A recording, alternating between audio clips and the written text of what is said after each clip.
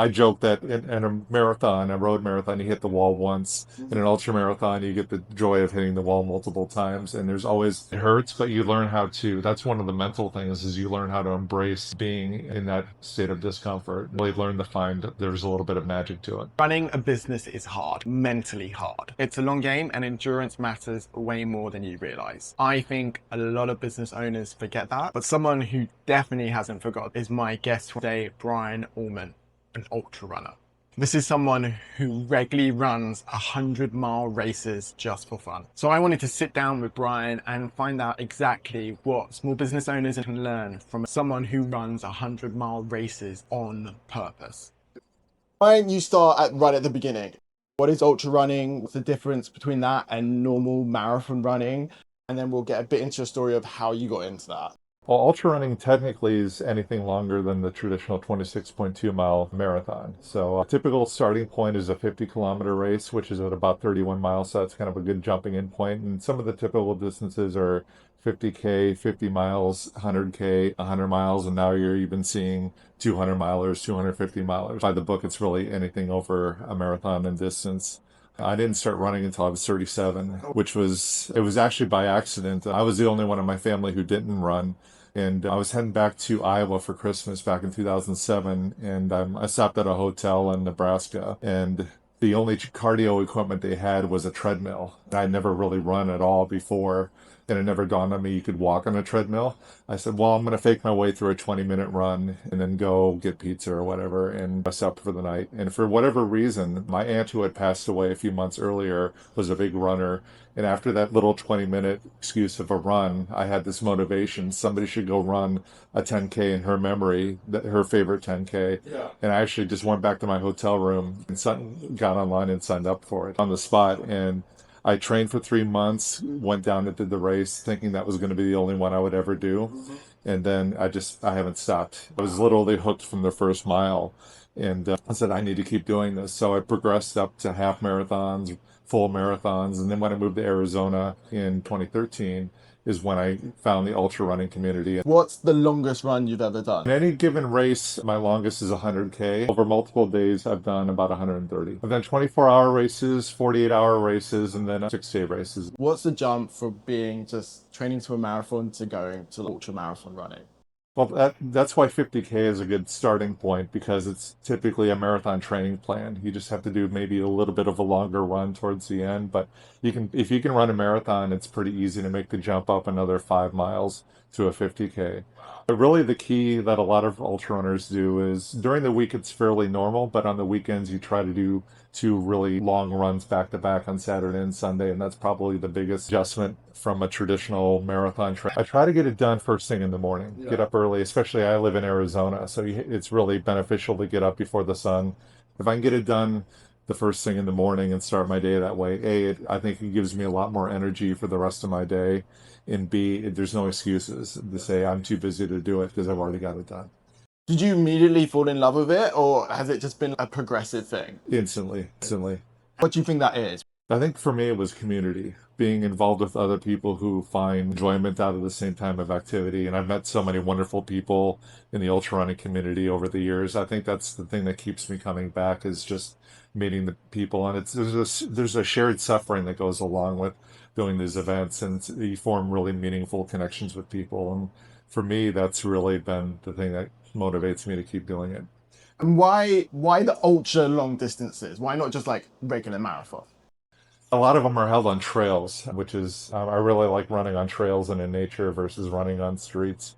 It sounds a little strange, but there's actually a certain magic that comes by pushing your body into a certain place where you're uncomfortable. There's a certain magic with being uncomfortable that you tend to embrace once you have done it a few times. And I joke that in a marathon, a road marathon, you hit the wall once. In an ultra marathon, you get the joy of hitting the wall multiple times. And there's always, it hurts, but you learn how to, that's one of the mental things is you learn how to embrace being in that state of discomfort. You really learn to find that there's a little bit of magic to it. In a long race, how do you deal with that? Is that the hardest part of ultraman? It's probably 95% mental when trying to deal with that. We have a mutual friend, Teresa, and then one of the things that she taught me back in the day is the value of being present and staying in the moment. And I think if you form a relationship with pain where you acknowledge the pain, but you don't get emotionally connected to the pain. You just take it, okay, I feel this is pain or this is discomfort, it'll pass. And really training your mind to not having that emotional connection where this is pain and I feel horrible and this is never going to end. It's really having that disconnect between acknowledging the pain and being emotionally attached to the pain, I think is a really thing. And just the whole value of mindfulness and staying present in the moment is a really big skill to have with ultra running because you just focus on what you're feeling now and not necessarily the next 20 to 30 minutes or hours potentially that you're going to be feeling it. How do you get to a point where, how do you distinguish the point where your body is in pain and you should stop and like, or just passing through that mental barrier? How do you develop that skill in particular? How have you trained yourself to deal with those situations? Very generally speaking, it's the nature of the pain that you're feeling. If you're feeling sore, if you're feeling achy, or your hip hurts a little bit, or your knee hurts a little bit, that's something I feel comfortable running through and you get used to running through. Maybe you adjust your stride and your gait a little bit to taking smaller steps will sometimes help you work through some of the discomfort. But if you're feeling really shooting pain and you're limping and you're having a hard time putting any weight on something, that's really your body's signal to tell you that there's something seriously wrong and you need to stop. Your body's really good about giving you subtle hints versus screaming messages about whether this is a pain that you can work through or pain that is actually going to tell you to stop. Do you have any techniques that you practice before, or you're starting to think negatively, or you're like, oh, this is too much today, I don't have the energy for this today? I have a combination of audiobooks, podcasts, and music that I always have with me and available to me. So it really depends on my mood. If I want something, audiobooks are really good because it gives me something to focus on that's different. So it's a good diversion. It's nice to actually have something to listen to, an audiobook or a podcast that you can take your mind off of something a little bit more deliberately and say, this is going to help me push through this rough moment. And it's having something else for your brain to work on and process and focus. It ties back to really staying in the moment. It's I can either focus on running or I can focus on this book that I'm listening to. And there's times where it's helpful to have something else that's taking your when you're going through the quote the pain cave. It gives you something to not focus on the journey through the pain cave.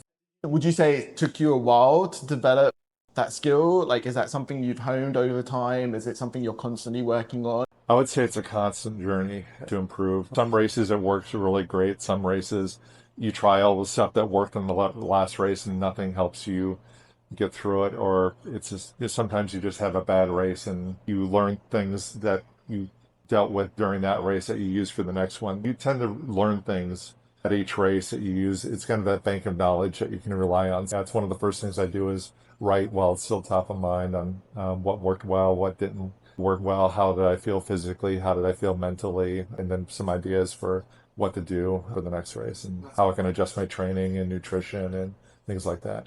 Journaling or like logging your journey is a really important part of like progressing and growing. Absolutely. And it's really a part of my everyday routine, like meditation, journaling. It all really goes hand in hand. It goes hand in hand with career, it goes hand in hand with running. So whether I'm journaling about how a training run went or how a race went, it's just really a solid part of my morning routine. And regardless if I ran a race the day before or not. You talked about meditation. How does that help you? Again, it really helps with developing the ability to stay in the moment and not think farther ahead in the present moment. And that was really something that Teresa taught me. That I would start thinking ahead. If I was at mile 10, I would already be thinking ahead to mile 45 and thinking about what is this going to feel like 20 miles on, 30 miles on. And she really helped get me focused on the present moment with some of her work that she did with me. And that really helps not think ahead 20 miles. It helps you focus on the steps that you have right in front of you and staying literally what I need to do to take that next step. And that's really been valuable. Is that something you were looking for when you started to get that mindset training? Or like, what was it like? What were you doing before you got to that point? I was just faking my way through it. It was really perfect timing because Teresa was just starting her practice. We lived in the same complex in Denver. She had mentioned that she was starting a coaching practice and she wondered if maybe I would just be willing to be kind of a test client. So we did sessions once every couple of weeks, once every 3 weeks. And it just clicked with me. It's like, this is really good stuff. This is really powerful stuff. And it really sparked the interest in learning more about it. So it wasn't something that I was looking to do. It just kind of fell into my lap. But if that's probably a good piece of advice I would give to people who want to get into ultra running is they work on the physical side, but also work on the mental side as well, and find a good mental coach or a life coach or whatever who's going to teach you the power of mindfulness and staying present.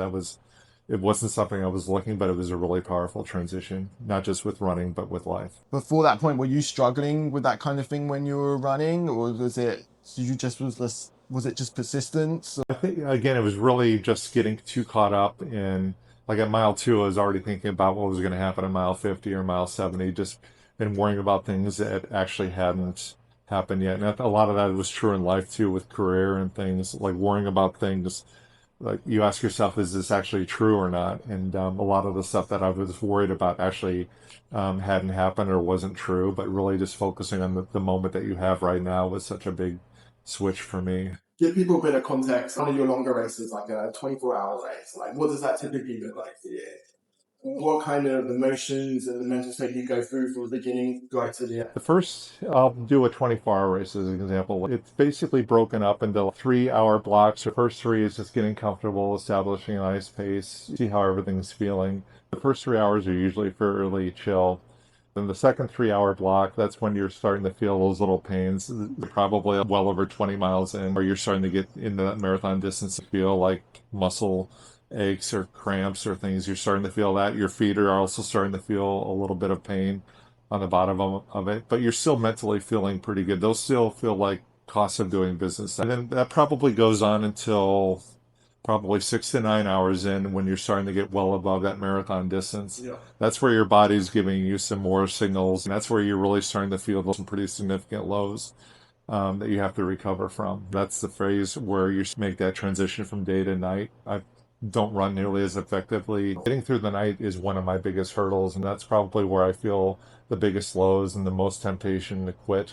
I have quit a few times during the races just out of anxiety. Yeah. But once you go through all of that, you actually hit a point where things tend to stabilize and you realize that it's not going to get any worse than this and all. So I might as well just keep inching along at whatever pace. Then you start figuring out, okay, what pace do I need to hit in order to finish? And then don't push it any harder than that. And then the next day happens, the sun comes back up and things are a lot more positive and energized again. And you're in your natural body's rhythm. Once your body hits the point where it's supposed to wake up, you get that second, third, fourth wave of energy that pushes you to the end. Where do most ultra runners like quit? What's the point where most people are like, oh, I'm done with this? Probably mistaking pain for injury. And it takes a while to really get that willingness to run through discomfort and redefining discomfort, especially early on. It's like, well, my hip really hurts. I don't really want to push it. Then you learn over time, well, actually, I probably could have just run through that. In a marathon at mile 20, you're feeling a lot of things, but you also know only 6 more miles to go. If you're in a longer race, like a 50, 100 miler, and you're feeling all that stuff and you still have 50 miles to go, that's a whole different mindset. My first race was a 60K, and I ended up dropping after 11K because I didn't manage to heat at all, which is part of it. Do you ever like, I just got to stop and have a break, like a 20-minute break or something? I've taken multiple hour breaks before. Sometimes I've had to stop and like take a nap and really almost like hitting the reset button, have some fluids, have some food, take a little bit of a nap and start over. Sometimes that 90 minutes that you spend doing that is better than the time you would have struggled and ultimately probably wouldn't have hit your time goal. So sometimes you have to stop in order to go. It feels painful to like stop more than keep going. I know I'm making the right decision that's going to allow me to finish at the end. So I don't really have, it's not really painful. It's not really discouraging. It's become more, this is just part of the process of ultra running now. From 37 to now, how do you keep showing up and saying to yourself, okay, I'm going to book this race, I'm going to do it? The desire has never been a problem. Again, from that very instant click with me, I think it's just all designed to do certain things. And for whatever reason, I was supposed to in my life, which I did. One thing that's really helped me though is the last couple of years is being able to tie in a fundraiser that's meaningful and feel like I'm doing something like ultra running is actually serving other people and not just myself. That's really been something that's helped keep me motivated even more than I was on day one, where you have that connection where I feel like I'm actually doing something that's benefiting others and not just this isolated activity. How do you manage your personal relationships? Because you're running so much. It's a balance. Luckily, a lot of my friends that have developed over the year are now ultra runners. We all have this great sense of community because we're all, so I think we find, friendships with each other. But again, it's really being deliberate about and intentional about how you spend your time, like making sure I'm still allowing time in my day for my day job as much as I'd love to be ultra running for a career. So would you say like things like time blocking are really important to you? Absolutely.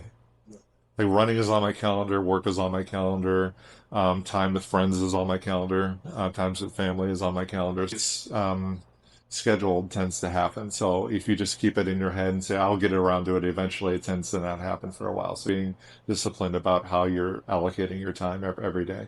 There's certain blocks that are non-negotiables. Like they go on my calendar and they're there every single day, regardless. Like running is one of those. I have an hour where I have freedom. It's called me time, where I basically do anything I want, whether it's playing music or reading or whatever. So it's like my choice in how I spend that time.